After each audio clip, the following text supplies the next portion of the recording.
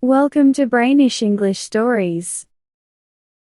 Dr. Satterfield Prince, a doctor for rich people, checked his watch. It showed it was almost 12 o'clock. Soon, his morning appointments would end. The last patient, a nicely dressed middle-aged lady, came in. She wanted Dr. Prince to help her daughter, who had a strange problem. The lady, Mrs. Galloway Rankin, spoke slowly with a southern accent. She explained that her daughter had a mysterious illness. Mrs. Rankin believed it was because of a long family fight between the Beals and the Rankins in Kentucky. The feud lasted for generations until only one Beal and one Rankin were left. These two, Evelina Beal and Galloway Rankin, fell in love and got married, ending the feud. Mrs. Rankin mentioned that the Rankins became rich from coal mines. Now, they had a daughter named Annabel Rankin, who was 20 years old. Mrs. Rankin wanted Dr. Prince to help Annabel with her mysterious illness. She described the strange problem Annabel had. It was hard for Miss Annabel to walk properly. Her movements didn't cooperate well. For example, when she tried to go up the stairs, one foot went up while the other wanted to go down. Sometimes she had to struggle to control her steps. Mrs. Rankin believed this problem came from the old feud between the Beals and Rankins. She thought the rivalry between the families passed on to Annabel, making her steps conflicted. Dr. Prince listened carefully and promised to visit Annabel the next day to check on her. When he arrived at their fancy hotel, he was surprised to see Annabel's beauty but felt sorry when he saw her struggle to walk.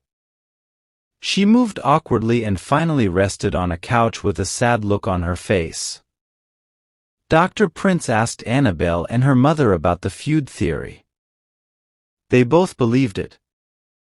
Then, Dr. Prince left, promising to return and help Annabel. He went to meet with Dr. Grumbleton Myers, a specialist in nerve problems. After discussing Annabel's case, both doctors felt uncertain about how to help her. Myers said, "We don't know much. We should treat her symptoms until we figure out what's wrong," Dr. Prince told Dr. Myers.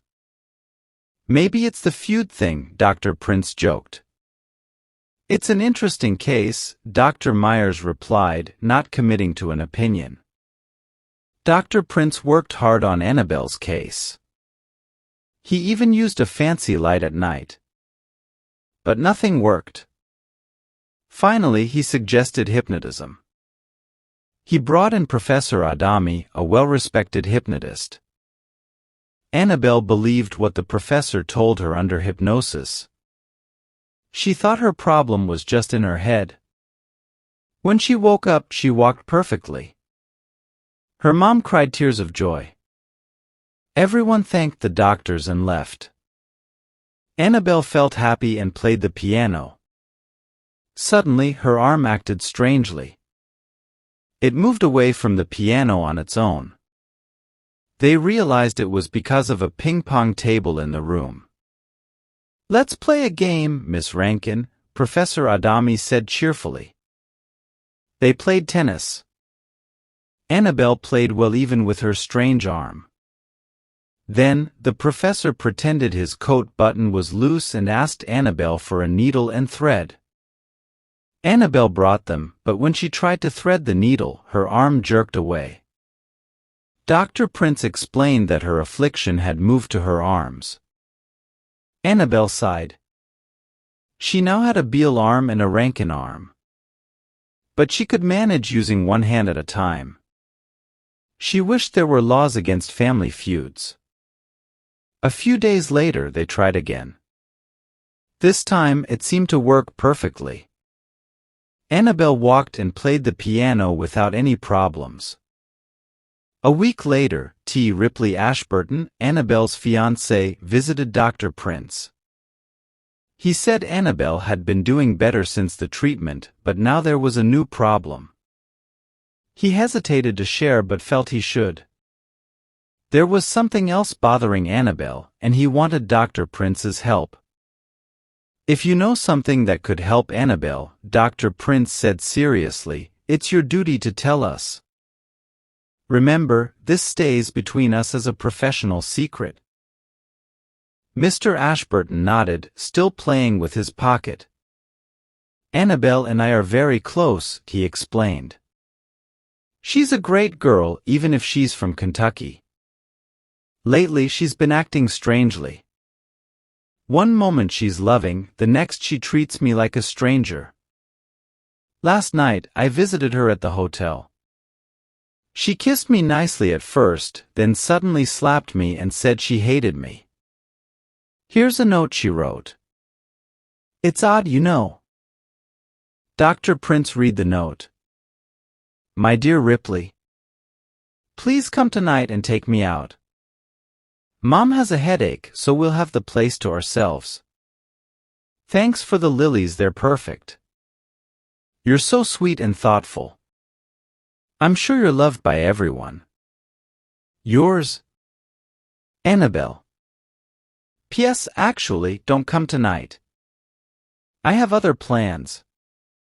Maybe you haven't realized that not everyone enjoys your company as much as you think.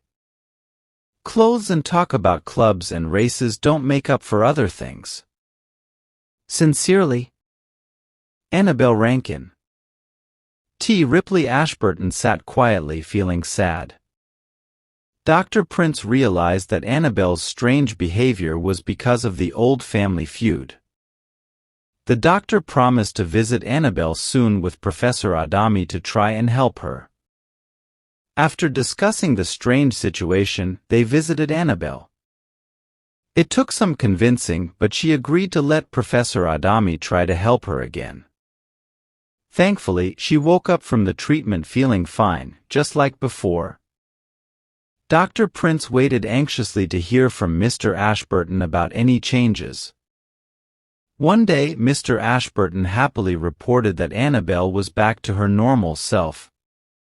She was kind and friendly again, without any strange behavior. Mr. Ashburton even invited Dr. Prince and Professor Adami for supper to see how well Annabel was doing. At the supper, Annabel looked stunning and full of life. She suddenly changed her dress and chatted with everyone cheerfully. She even walked downstairs with Professor Adami and then switched to talk with Dr. Prince about how grateful she was for their help. It seemed like everything was going well, but Annabel still had some odd moments. Do you like New York? Asked Dr. Prince, curious about her. Annabel perked up at his question. I love New York. The theaters, dances, and drives are wonderful. Oh, Ripley, she called to Ashburton, forget about the bull pup, I want a Pomeranian now. As they stepped onto the pavement, Annabel spotted a carriage. I don't want a carriage, I want an auto. Send it away. Sure thing, said Ashburton, and the carriage left, replaced by an open auto. Yucky, smelly thing. Annabel wrinkled her nose. Let's walk. Ripley, you and Dr. Prince take care of Mom. Come on, Professor Adami. Everyone followed along. Isn't she lively? Mrs. Rankin said happily to Dr. Prince. She's so much better than before. Yeah, Ashburton said proudly. She's like a New Yorker now, always changing her mind. That's Annabel. At the fancy restaurant, Annabel was full of energy. She ordered and changed her mind constantly, keeping the waiters busy. Her talk was lively but inconsistent, with lots of contradictions and changes. Ashburton admired Annabel's new behavior, seeing it as fitting in with their social circle. Later, Dr. Prince and Professor Adami talked on the corner. Looks like she's better now, the professor said happily. Our treatment worked. Dr. Prince agreed, keeping his thoughts about the feud to himself. He visited Dr. Myers again, and they smoked and chatted. Yeah, Dr. Myers said, as long as nobody suspects anything, it's fine. Annabel's feud thing is hidden well.